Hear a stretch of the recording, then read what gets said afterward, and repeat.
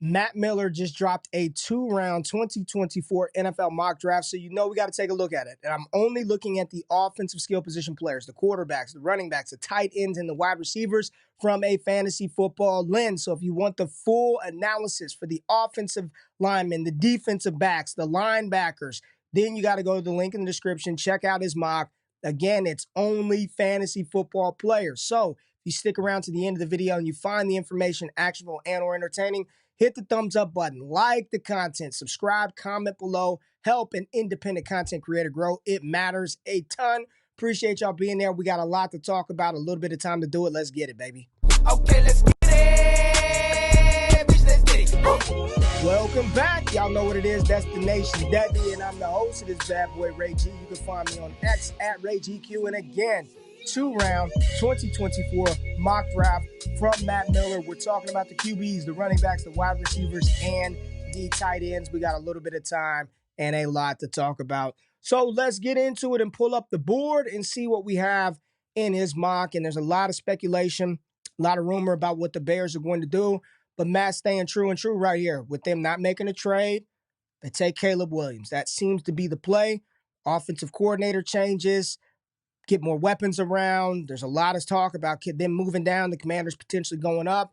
But as we sit today with no trade in place and no kind of concrete rumors about a trade happening with the Commanders, with the Raiders, with one of these other teams that are QB needy, they take the best player available. They take the face of their franchise, Caleb Williams out of USC. He is my quarterback one. But it wouldn't shock me if he goes as QB2 off of the board come April. But in his mock, he's got Caleb going to Chicago. I think that's a good pick. And then at number 2 overall, the Washington Commanders select Drake May, the quarterback out of North Carolina.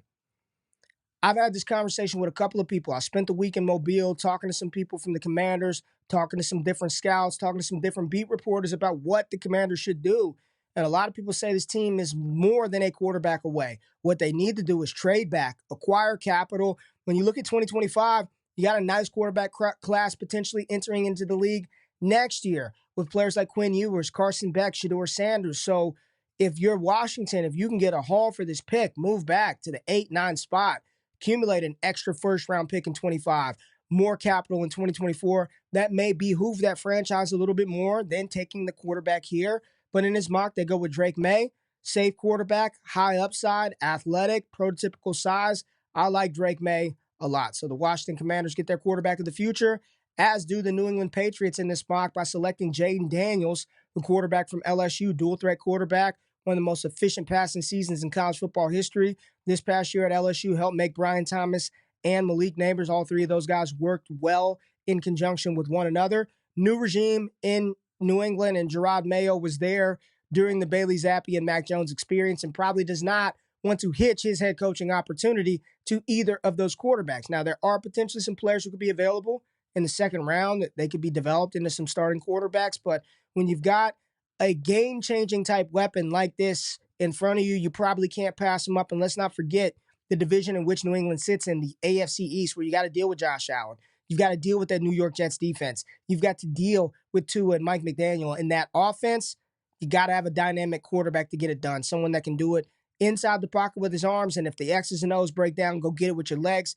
Jaden Daniels fits the bill. So I like that pick for New England at 3. I'm coming around to Jaden Daniels in New England more and more because it feels like the more and more likely outcome come April 25th, 2024. Let's go to the 4th overall pick, and no surprise, the Arizona Cardinals select Marvin Harrison Jr. out of Ohio State.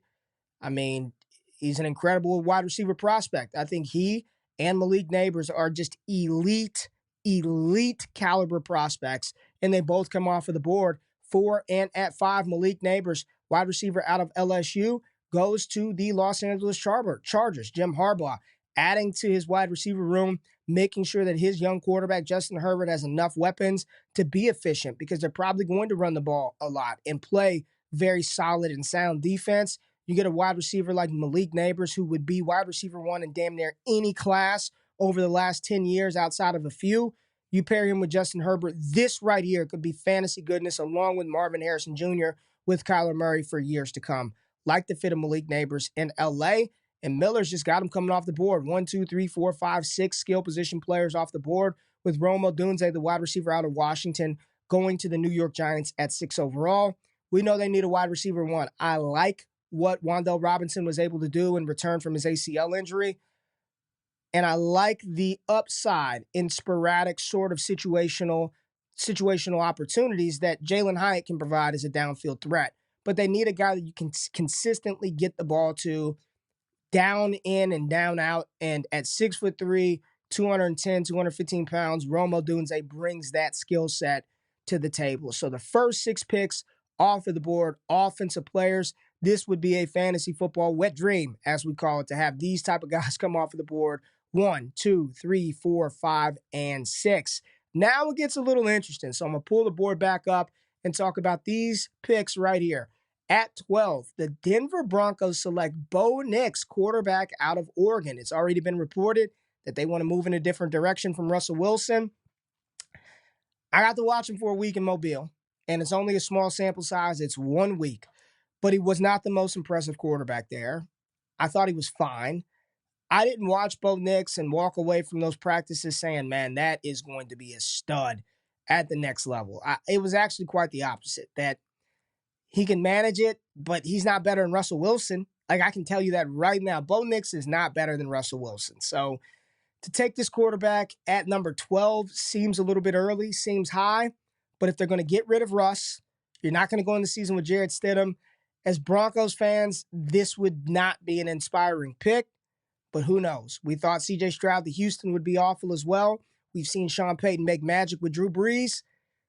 I'm not going to compare Bo Nix to Drew Brees, but we'll see how it plays out. I just personally not a big fan of this selection, the slot, the capital. Not a big fan of this one. I do like this pick right here by the Las Vegas Raiders, selecting J.J. McCarthy, 13th overall. They need a quarterback. Aiden O'Connell, I think he's fine as a bridge type guy, and maybe he's the type of quarterback that can carry the torch for the first couple of weeks of the season. But sooner rather than later, we probably would see J.J. McCarthy in that offense. You know, elite level game manager. You still have Jimmy Garoppolo in the building, who's probably going to be the starter. I'm talking about Aiden O'Connell. It's probably going to be Jimmy G. I'm fine with it. I'm fine with it. And I think that he's got enough tools in the tool chest to say that he's worthy of a first-round pick. Top 13 overall, maybe not. But if you're the Raiders, you really can't play around. You can't F around and find out. You just need to take the player, hope that Luke Getsy and company can develop him into, you know, what the Raiders need him to be, a distributor of the football, because you got to keep pace with the Chargers. You got to keep pace with Patrick Mahomes and the Chiefs.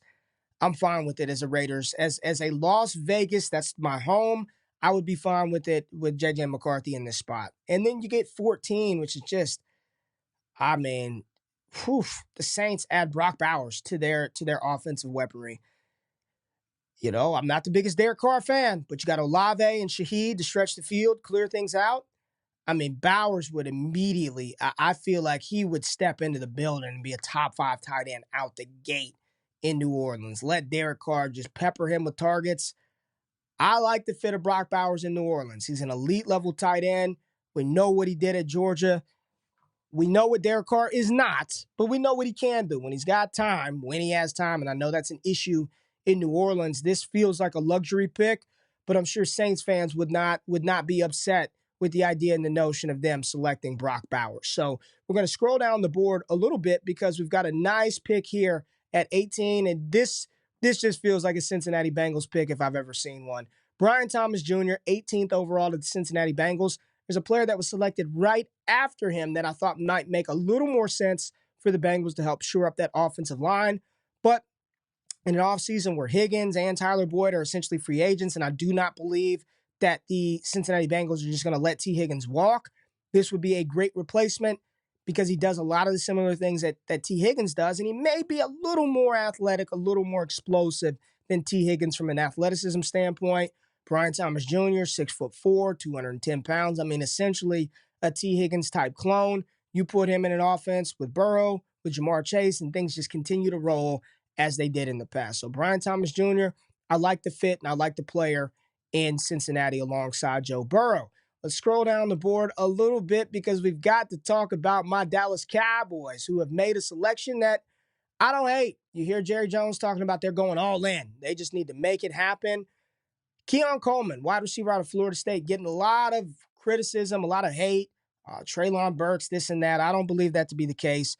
He's 6'4". He's athletic. He's big. He got punt return capabilities, even though we don't need that with Kevontae Turpin. But I do believe that Dallas needs something opposite CeeDee Lamb. I think Brandon Cooks was fine, but there's just something missing offensively. And they're not going to be able to revamp the defense in one offseason. I'm just along the mindset of just score points, dude. If you can't stop a nosebleed, figure that out in the second or third round. First round, go get a difference-making type talent. Keon Coleman, paired with Dak Prescott, playing opposite CeeDee Lamb. They've been looking for another complement to Lamb since Amari Cooper departed for a fifth-round pick, or since Dallas sent him off for a fifth-round pick. I do like the idea of Keon Coleman to Dallas. So if this were to happen, his dynasty stock gets an immediate shot in the arm. And I like the fit in Dallas with Dak Prescott opposite CeeDee Lamb. We scroll down the board a little bit. We got some offensive linemen. See the Lions take a dope defensive lineman. And then we'll go the end of the first round. End of the first round, top of the second round. Get some more offensive skill position players off of the board. The Kansas City Chiefs, they're back in the Super Bowl. Supposed to be another rebuilding year. And yet they continue to just make it happen. They select Xavier Worthy, the speedster out of Texas. Top 5 wide receiver for me in this class. Changes the math on defense with his speed. I know a lot of people will reference the drops and his inability to sometimes haul in those passes. I'm not as concerned about that. You put him on an offense with Kelsey, with Rashee Rice. They do opposite things. He's a great complement to both of those established receivers. X-Worthy changes the math for defensive players, and he's a better version of Marquez Valdes-Scantling with more upside, undoubtedly. So, like the fit of X-Worthy in Kansas City, rounding out the first round. And then the Senior Bowl's biggest riser, my goodness, Ladd McConkey off of the board. 33 overall to the Carolina Panthers, who have Dave Canales in as their new head coach. They've got to get talent for Bryce Young. They've got to find players that can separate, and there was no better separator in Mobile outside of Ladd McConkey. He can get open at will. Reminds me of Cooper Kupp, and I'm not being lazy when I say that. I talked to Ladd McConkey, and I asked him who he models his game after, and he told me, out of his own mouth, he models his game after Cooper Kupp, and he's got some of that Cooper Kupp in his game, and he's more explosive than Kupp was from just an athleticism testing standpoint. This is what Bryce Young needs, somebody who can win quickly, get the ball out fast. I like Ladd McConkey out of Georgia to the Carolina Panthers. Let's scroll down the board just a little bit because we've got another awesome wide receiver out of Texas that I'm very high on, my wide receiver 6 in this class. Adnan Mitchell out of Texas going to the Tennessee Titans. You've got Treylon Burks. You've got DeAndre Hopkins, who I do not believe is currently under contract. Chigo Okonkwo. Derrick Henry probably out of the door. You got Callahan in from Cincinnati. So getting a player like Adnan Mitchell, who again, talked about Brian Thomas Jr., very reminiscent of T. Higgins. I think A.D. Mitchell has some of those similar qualities. I've talked about him. When I watch his game, he reminds me of a poor man's version of CeeDee Lamb. Just smooth. Maybe not great at any one thing, but very good at a bunch of different aspects from the wide receiver position.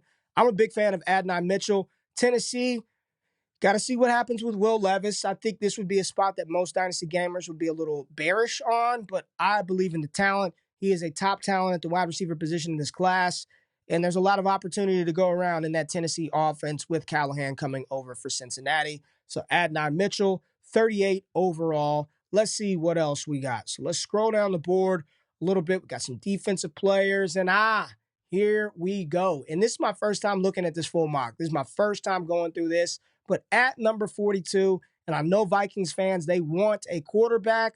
Well, you got one because Michael Penix Jr. mocked to the Minnesota Vikings at 42 overall. I'll say this. I went into Mobile wanting to fall in love with Michael Penix. I was like, this dude, I mean, runner-up for the Heisman Trophy, this and that. I wanted to be in love with Penix. And I walked away saying that Spencer Rattler was the best quarterback in Mobile for the week. When Penix has time, when he's got a clean pocket, he can deliver the football. Very reminiscent of Tua. But when he's forced to move off his platform, make off-platform throws, roll out, you can tell that's not his comfort zone. NFL, you're going to be pressured. It's just what's going to happen. You can have the best offensive line, you're still going to be pressured because defensive players, surprise, surprise, they get paid millions of dollars too to affect the quarterbacks on the opposing team. So am I all the way in on Penix? Not really. But here in the second round, top of the second round, 42 overall, I think you would be forced to respect the capital, especially in super flex drafts. Mid-second round pick for Penix. I don't want to be the one to make that decision and take that shot, but that's probably where he would be slotted. And some players, some dynasty gamers may even push him up to the back of the first round or the top of the second, knowing that he's going to be throwing to Jordan Addison and Justin Jefferson. So Penix off of the board at 42. And then we got some more skill position players. Devontae Walker, the wide receiver out of North Carolina, at 43 to the Atlanta Falcons. And then Troy Franklin, the wide receiver from Oregon, to the Las Vegas Raiders at 44. And then we've got another two receivers off the board. Xavier Legette to the New Orleans Saints, Malachi Corley to the Indianapolis Colts. So we've got four receivers off of the board, starting with Devontae Walker to Atlanta. I think he fits a need for them. Little inconsistent all week, but there's no doubt about it. He has got the requisite size, and he is very, very fast. So you put him opposite Drake London. Got Drake London as your bigger, powered intermediate wide receiver, contested catch, jump ball guy in the red zone. Kyle Pitts working underneath. And you got Tez Walker on the other side, playing that flanker position, stretching the field, running vertically up the seams to clear things out for Bijan Robinson and those pass catchers. I don't mind it. Troy Franklin in Las Vegas. Again, where does he fit? You got Devontae Adams there, Jacoby Myers. They don't do the same type of things that Troy Franklin does. It would be Troy Franklin, again, stretching the field with his speed, opening things up for the underneath work that Adams and Jacoby Myers would get. Who's the quarterback? J.J. McCarthy in this scenario. Is he going to be able to help Troy realize his potential? I don't know. We'll see how Pierce would have to handle that. I'd be a little indifferent on this one. I'm fine. Don't love it. Don't hate it for Troy Franklin. Xavier Legette, I do like this fit. They go Brock Bowers and Legette. You put Legette as that number 3 to Rashid Shaheed, Chris Olave, Brock Bowers at tight end. This New Orleans offense looks a hell of a lot better than it did last year. So I like that. Lot of hate on X Legette from his week in Mobile. And I'm going to just tell you right now, don't buy it. He looked good. Yes, he's not as clean. He's not as refined as some of the other receivers in this class. When we're just talking about size, speed, athleticism, X Legette has that.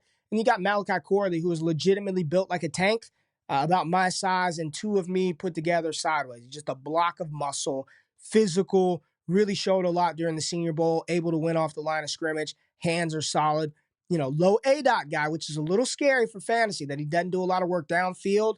But in an offense where you've got Michael Pittman, you've got Josh Downs, and they don't really have a tight end of consequence there, he could be their underneath guy. And Shane Steichen may like to deploy him like a Deebo Samuel. And there are obvious comparisons. Malachi Corley said it's very easy to compare his game to that. And I'm telling y'all, this dude was rocked the F up. I mean, very, very nice BMI when it comes to Malachi Corley. So let's see what else we have on this mock. And I don't want to show all the other stuff because I want y'all to go pay and subscribe to us. Okay. These next two picks, I'm just scrolling down the board really quickly. I see a lot of guards. I see a lot of offensive linemen. So we've got one running back and three more receivers that we got to talk about. And these next two picks, I really like them, y'all. I really like, these are probably my favorite two picks. Let's pull up the board. The Jacksonville Jaguars at 48 overall. My personal biggest riser after this week in Mobile, Roman Wilson to the Jacksonville Jaguars would absolutely, where's the Ric Flair woo? Would love this fit in Jacksonville with Trevor Lawrence. We'll see what happens with Calvin Ridley, Christian Kirk, Zay Jones banged up last year. You got Evan Ingram. You got a running game with Travis Etienne. He didn't look like Tank Dell. But one of the things that I remember standing right next to Tank, watching him during his reps, was his ability to separate with ease, his ability to be open whenever he felt like it. And Roman Wilson did the same type of stuff in Mobile all week. Separation specialist, open at will. He's not as twitched up as Tank Dell, but he can get open at will easily, and he's much bigger than Tank Dell. I think Roman Wilson came in at 6 foot, 190. That'll play, man. That will play. I think his rise is just getting started. I wouldn't be shocked if come April, Roman Wilson is in the back end of the first round. But in this scenario, him to Jacksonville, chef's kiss. Absolutely love it.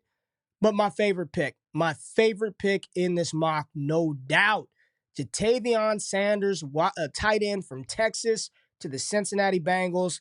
I love this pick. I absolutely love this fit. 6'4", 240. Number one athlete in the country coming out of high school. A lot of people thought he was so nasty he was going to play defensive end. Said, nope, I'm going to play tight end. Finishes, I believe, the all-time leader in receptions at the tight end position in Texas history. 6'4", 250.